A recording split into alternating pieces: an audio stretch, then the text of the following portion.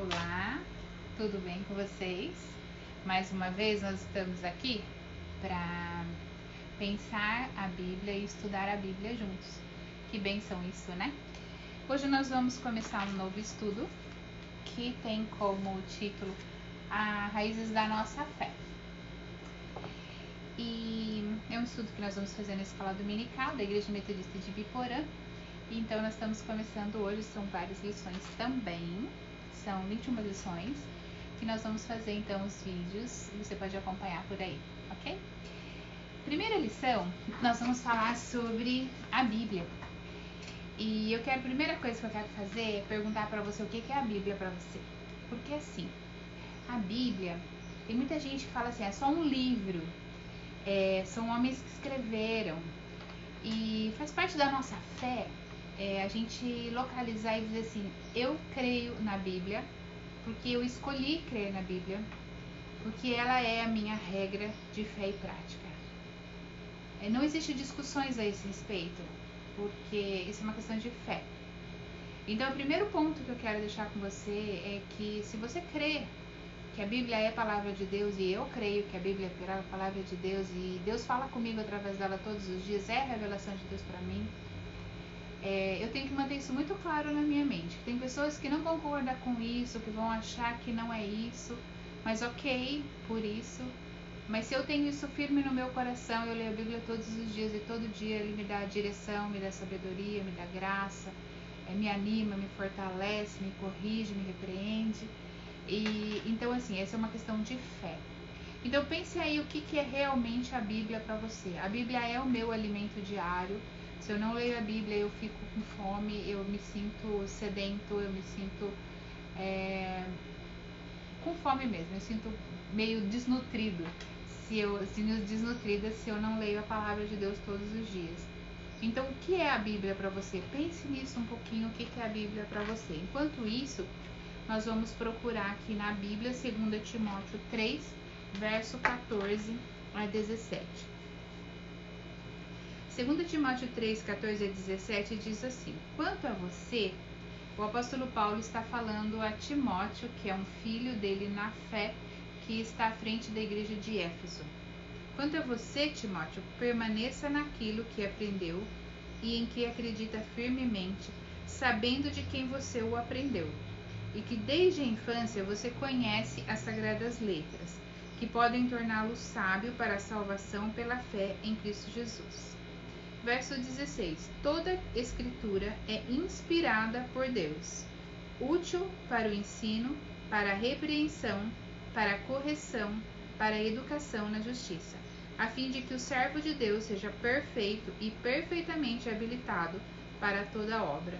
Nós vamos nos basear então nesse tempo de estudo bíblico de escola dominical, nesse verso. Toda a escritura é inspirada por Deus, ela é útil para o ensino, para a repreensão, para a correção e para a educação na justiça. Para que então nós lemos a Bíblia? Nós lemos a Bíblia porque primeiro ela é a única nossa regra de fé e prática para nós vivermos. E ela foi escrita com a finalidade de contar a história da salvação, de tornar disponível a toda a humanidade através dos tempos.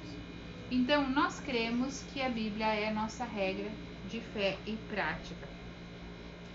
O Timóteo, ele era um companheiro do apóstolo Paulo, e ele também é tido pelo apóstolo Paulo como um filho, como eu disse antes, como um filho na fé. Isso está lá em 1 Timóteo, capítulo 1, verso 1 e 2, que diz assim: Paulo, apóstolo de Cristo Jesus, por ordem de Jesus Cristo, nosso Salvador, e de Cristo Jesus, nossa esperança. A Timóteo, então a carta foi escrita a Timóteo, verdadeiro filho na fé. Que a graça e a misericórdia e a paz da parte de Deus, Pai de Cristo Jesus, nosso Senhor, estejam com você. O Paulo, então, está escrevendo a Timóteo, que é o verdadeiro filho na fé.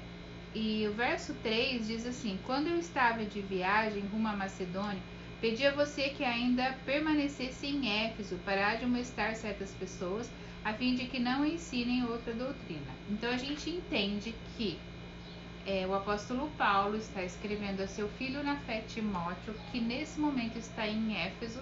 À frente é um dos líderes, ou é o líder, é o pastor da igreja de Éfeso. Quando o apóstolo Paulo está falando sobre... pensa que ele escreveu que era para ensinar, para ajudar a ensinar a doutrina, para ensinar as pessoas de Éfeso. Éfeso era uma igreja nova e precisava de ensino. E o apóstolo Paulo, então, ele fala algumas coisas aqui no texto de Timóteo para que o Timóteo pudesse ensinar.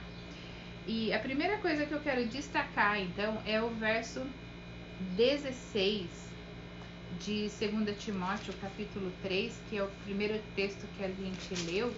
2 Timóteo 3, verso 16, que diz: toda a escritura é inspirada por Deus, útil para o ensino, para a repreensão, para a correção, para a educação na justiça.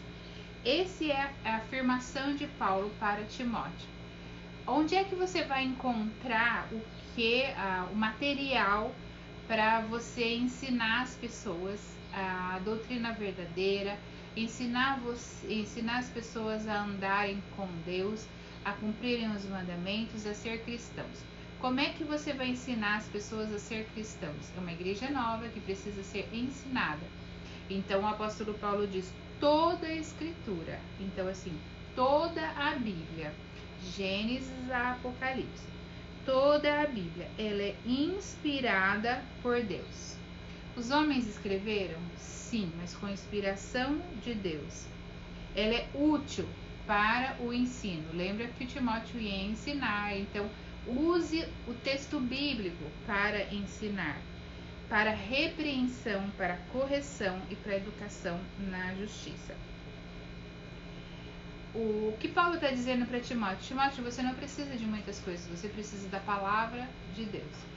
Quando eu falo com o meu ministério de evangelismo, quando as pessoas vão visitar outras pessoas e vão falar de Deus para as pessoas, eu digo: leia um texto bíblico, porque a Bíblia, ela é uma palavra viva. E ela fala aos nossos corações. Deus fala aos nossos corações. Eu já li a Bíblia inteira algumas vezes. E toda vez que eu leio, Deus fala comigo coisas novas. Essa noite eu tive uma experiência muito marcante no livro de Jeremias.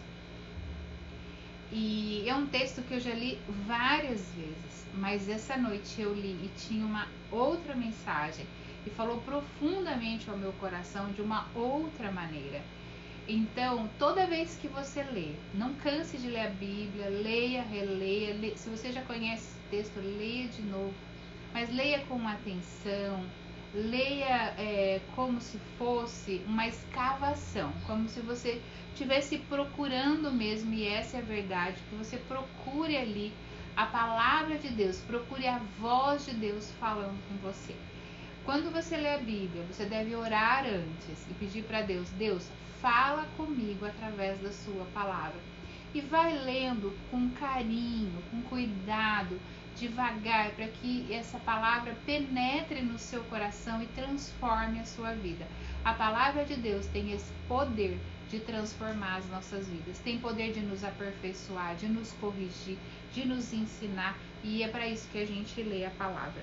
Salmo 119, 105 diz assim: lâmpada para os meus pés é a tua palavra e luz para o meu caminho. Pensa comigo nesse texto. A lâmpada, se eu não acendo, ela é só uma lâmpada apagada. Tem gente que tem a Bíblia na sua casa, mas tem a Bíblia fechada. É como uma lâmpada apagada. E o texto de Salmo 119, 105 diz assim: lâmpada para os meus pés. Quando eles caminhavam, o povo caminhava, não tinha poste como a gente tem agora de luz clareando a cidade. Eles tinham que manter a lâmpada perto dos pés, para não cair no buraco, para não ser picado pela cobra. Eles mantinham a lâmpada perto dos pés. Então, lâmpada para os meus pés, para mim não cair, para mim não errar o caminho, para eu não ser machucado, lâmpada para os meus pés é o que? A tua palavra. O salmista está dizendo para Deus: lâmpada para os meus pés é a tua palavra, Senhor. É ela que não me deixa cair, é ela que me protege das cobras, dos inimigos, é a tua palavra e luz para o meu caminho. Por que já não fala luz? Lâmpada a Bíblia é luz? Porque ela precisa ser acesa. A lâmpada ela precisa ser acesa. Você precisa apertar o interruptor. Naquela época eles precisavam acender a lâmpada para que ela fosse luz. E a Bíblia ela precisa ser lida para ser luz para nós. Bíblia fechada não é luz, é lâmpada apagada. Bíblia aberta no Salmo 91 em cima da mesa também é amuleto, não é luz. Luz é quando nós lemos, entendemos, compreendemos, deixamos Deus falar conosco de verdade e aí sim ela se torna luz para nós. Ela é luz para o nosso caminho, ela nos ensina, ela ensina onde nós devemos ir, ela dá discernimento, ela dá sabedoria, ela nos protege, ela nos repreende, ela nos corrige e ela nos ensina na justiça. A palavra de Deus, ela é luz no momento em que nós começamos a ler de verdade a palavra de Deus. Eu sei que é difícil. Às vezes as pessoas me dizem aqui no meu gabinete que elas leem, mas elas não entendem. Leia de novo, procure uma tradução, tem muitas traduções do João Ferreira de Almeida que são melhoradas no nosso português, porque nós temos algumas traduções que são um português bem antigo, que às vezes a gente não entende as palavras mesmo, não é que a gente não entende a Bíblia, a gente não entende aquelas palavras que são antigas. Procure uma tradução boa, que você entenda, que você compreenda o texto, entenda o português do texto. E ore antes para que Deus abra a sua mente, o seu coração, para que ela se torne luz para você e que ela possa iluminar o seu caminho. A palavra de Deus, ela é lâmpada para os nossos pés e luz para o nosso caminho. Promessa de Deus, palavra de Deus, lâmpada para os meus pés é a tua palavra e luz para o meu caminho. O salmista está dizendo isso para Deus e eu estou dizendo isso também para o Senhor. Deus, eu sei que a tua palavra é lâmpada para os meus pés e luz para o meu caminho. O texto que nós lemos de 2 Timóteo 3,16 diz então que ela é útil para repreensão. A palavra repreensão em grego é elekos. E repreensão é censura mesmo, é dizer assim, você está errado. Não tem muito como eu inventar a respeito disso. Você dizer assim, olha, você está indo no caminho errado. Não é uma punição, não é uma bronca. É você dizer assim, olha, você está indo no caminho errado. Sabe como você diz para o seu filho, às vezes, você não pode atravessar a rua sozinho. E se ele coloca o pezinho, né, você está segurando na mão dele, às vezes ele larga a sua mão e ele quer atravessar a rua, você diz, não é para atravessar a rua sozinho. Por quê? Porque você está dando uma bronca? Porque você é bravo? Porque você é ruim? Não, porque você está cuidando do seu filho para que ele não seja atropelado. A palavra Torá na Bíblia, ela não quer dizer lei no sentido de punição. A palavra Torá na Bíblia, ela é lei, que é os 5 primeiros livros, que é os 10 mandamentos, estão incluídos lá dentro, que é a nossa principal palavra da Torá, talvez. Ela é ensino. Então a palavra de Deus, ela vem nos ensinar, ela vem nos dizer, olha, é por aqui, não é por ali, não é o caminho. Ela vem para te ensinar o caminho sempre, para que você não caia, para que você não se machuque, para que você não sofra. E quando a gente lê a palavra de Deus, Deus vai nos instruindo a respeito de como caminhar. Então ela nos repreende? Sim, ela nos repreende. Ela nos repreende quando nós não perdoamos, ela nos repreende quando nós não amamos o nosso próximo, quando nós não doamos ou alguma coisa para o nosso próximo, quando nós não damos nossos dízimos, quando nós não damos as nossas ofertas, quando nós não obedecemos ao Senhor em todas as áreas, quando nós não temos comunhão uns com os outros, tudo isso ela nos repreende. E a palavra de Deus, ela vem para nos repreender.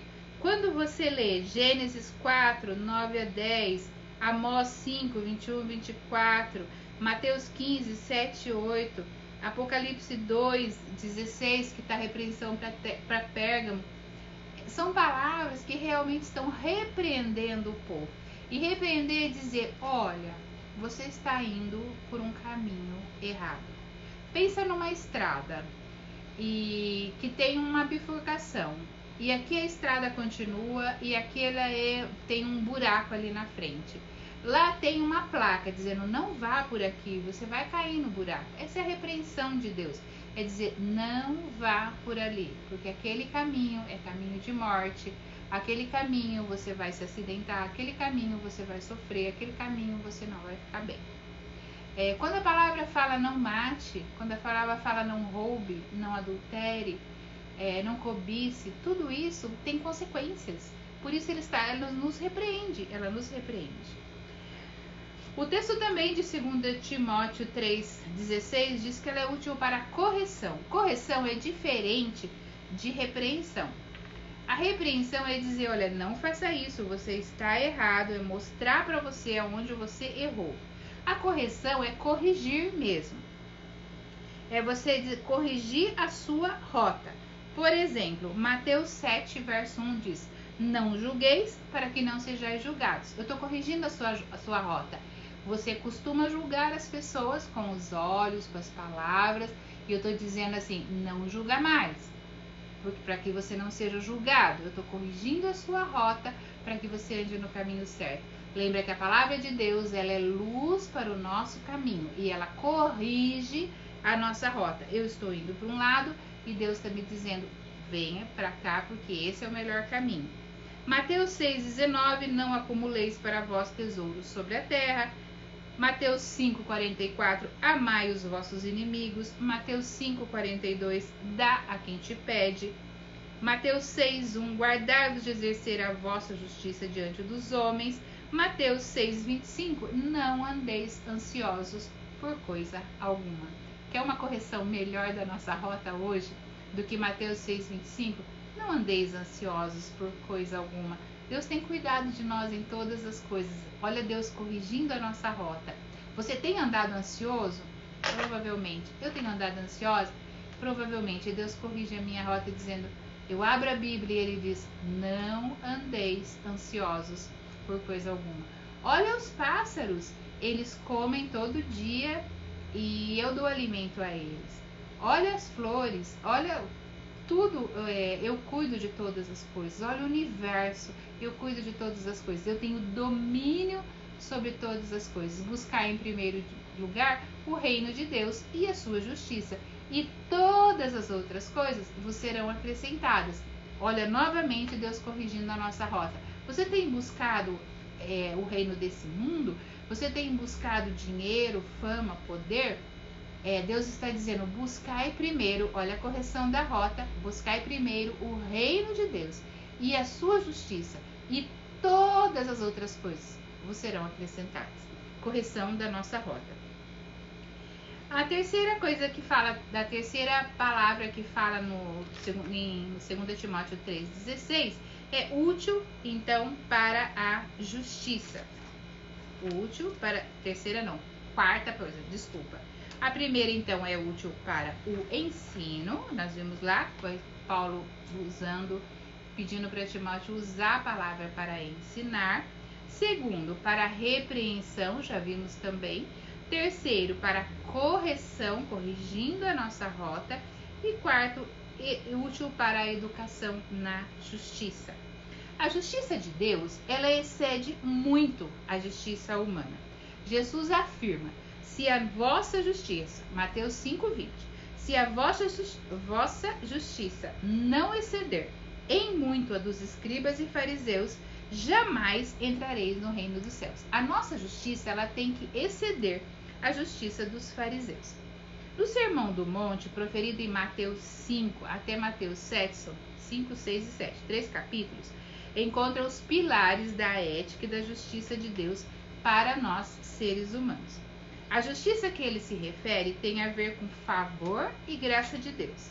E se quisermos ser perfeitos e perfeitas como o Pai Celestial, Mateus 5,48, a misericórdia, o amor, o perdão e todo o cumprimento da lei precisam refletir o próprio Deus em nós. Como é que a gente pratica a justiça de Deus em nós? Tendo Deus no nosso coração, falando com Ele todos os dias. Vamos ver alguns exemplos. Por exemplo, os judeus, na época de Jesus, eles apedrejavam qualquer mulher que fosse encontrada adúltera ou adulterando.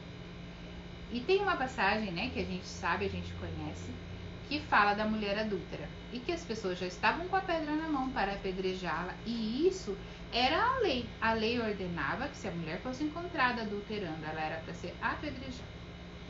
Jesus olha para eles estão com a pedra na mão, e ele começa a escrever na areia e diz para eles assim: aquele que não tem nenhum pecado, atire a primeira pedra. As pessoas começam a pensar, e a pensar, e a pensar, começam a deixar as suas pedras e abandonar o lugar. Jesus olha para a mulher e diz: ninguém te condenou? Vá e não peques mais. O que Jesus está fazendo ali? A justiça de Deus, a justiça de Jesus, ela é muito maior do que a justiça dos homens. O que ele fez? Primeiro, ele pediu para que as pessoas olhassem o seu próprio pecado antes de olhar o do outro. Porque como é que nós vamos julgar o pecado dela se nós temos os nossos pecados? Jesus ali perdoa aquela mulher e vai além. Ele diz para ela: vá e não peques mais. Ele dá um voto de confiança para ela, dizendo: olha, eu confio em você, que você pode ter uma vida diferente. A justiça nossa, ela precisa exceder a justiça dos homens, tal qual a justiça de Jesus excedeu a justiça dos homens. Jesus sempre foi além, sempre foi além. Ele não só cumpria por obrigação, ele ia além. Nós temos o péssimo costume de dizer assim: eu cumpro, eu não mato, eu não roubo, eu não adultero, eu dou os meus dízimos, eu vou à casa do Senhor, como se isso fosse suficiente. E Jesus diz aqui: se a nossa justiça não exceder em muito a justiça dos escribas e fariseus, jamais entrarei nos reinos dos céus. Os escribas e fariseus, eles cumpriam a lei, eles oravam 3 vezes por dia, jejuavam, davam seus dízimos, oravam no meio da praça, faziam aquilo que estava na lei. Jesus diz assim: vocês precisam ir além disso, porque vocês precisam fazer isso com amor, vocês precisam amar a Deus acima de todas as coisas, amar ao próximo como a si mesmo. Se uma pessoa passasse mal no sábado, eles não podiam fazer nada, porque a lei dizia que era dia de descanso, e Jesus diz: tem que exceder a lei, tem que ir além, tem que amar. O amor e a graça de Deus é o que vai sempre além na justiça. Por isso Jesus, ele nos chama então a ir além no amor, na misericórdia, no perdão, para então Deus cumprir isso tudo em nós. Quando a gente se abre ao ensino da palavra de Deus, a repreensão, a correção, alcançamos então a graça de Deus. Então assim, quando a gente abre o nosso coração para ler a Bíblia, lembra que eu falei lá atrás, para a gente orar, ler a Bíblia com o coração aberto, para Deus transformar, tirar aquilo que está dentro do nosso coração e ir transformando. Quando a gente se abre a isso, Deus vai transformando o nosso coração, e a nossa justiça vai além e começa a ser parecido com Jesus. A Bíblia nos ensina, então a gente viu, nos repreende, nos corrige, nos educa na justiça para colaborar com a nossa perfeição e espiritualidade genuínas e nos habilitar à prática de toda boa obra. 2 Timóteo 2,17. Vamos ler esse texto? 2 Timóteo 2,17. Além disso, 2 Timóteo, vamos ver direitinho esse texto. 2 Timóteo, capítulo 2, verso 17. Acho que não é esse texto, não. Vamos ver de novo aqui.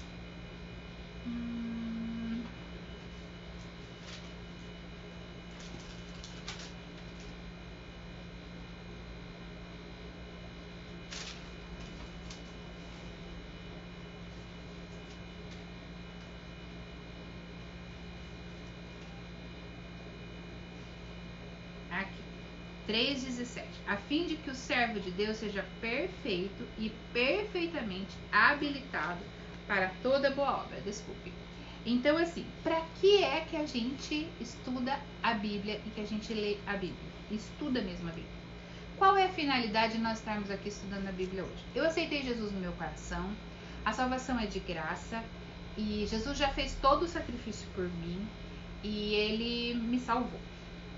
Quando eu falo em salvação, eu falo de salvação mesmo. Quando a gente é salvo, por exemplo, de um afogamento, a gente não tem ação, a pessoa tira a gente e Jesus nos salvou. Só que o ladrão da cruz, por exemplo, aquele que pediu misericórdia para Deus, e Jesus disse para ele: hoje mesmo você estará comigo no paraíso. Ele já foi morar com Jesus. Mas se eu não morro imediatamente, aceitei Jesus no meu coração e eu não morri ainda, eu estou aqui caminhando, eu preciso aperfeiçoar a minha salvação. Eu preciso crescer, eu preciso ficar parecido com Jesus. Eu preciso carregar o nome de cristão e não envergonhar o Cristo. Porque assim, cristão é pequenos cristos. E a gente não pode envergonhar o nome de Jesus. E a gente quer muito. E eu penso que isso é um motivo de gratidão. Eu buscar a Deus e querer melhorar todo dia.